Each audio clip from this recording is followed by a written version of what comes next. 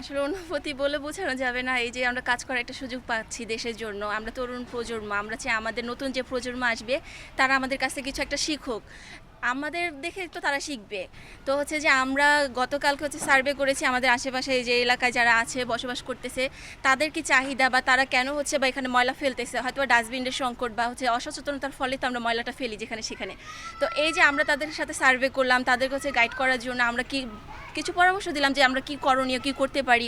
তো ধরেন পরিবেশটা কিন্তু আমার একার না, আমরা যদি সবাই সচেতন থাকি তাহলে আমাদের এই পরিচ্ছন্ন বাংলাদেশ গড়া সম্ভব। একদিনে তো সম্ভব না। তো হচ্ছে যে আমাদের ধীরে ধীরে কাজ করতে হবে, সকলকে হচ্ছে আমাদেরকে সচেতন করতে হবে। হয়তো দেখা যাচ্ছে একসময় মানুষ যদি সচেতন হয় যেখানে সেখানে যদি ময়লা না ফেলে আমাদের পরিবেশটা অনেক বেশি সুন্দর থাকবে। তো এর ভুক্তভোগী বা হচ্ছে এর সুবিধা ভাগী কারা হবে? আমাদের নতুন প্রজন্মরা। একই সাথে আমরা যেমন হচ্ছে যে আমরা যেখানে সেখানে গেলে আমরা হচ্ছে শান্তি মনে খোলামেলা কোথাও বসলে হচ্ছে যে আমরা মানে সতেজ বাতাসটা পাচ্ছি না। এতে আমাদের হচ্ছে যে যেমন বিভিন্ন ধরনের রোগ ব্যাধিতে ভুক্তভোগী হতে হচ্ছে। তো আমি চাই যে আমাদের এখানে সবুজ এবং পরিষ্কার পরিচ্ছন্ন একটা পরিবেশ তৈরি হোক যেখানে হচ্ছে আমরা নিজেদের মতো করে সুন্দরভাবে বসবাস করতে পারবো এবং আমাদের আশেপাশে যারা আছে তাদেরকে আমরা সচেতন করতে পারবো।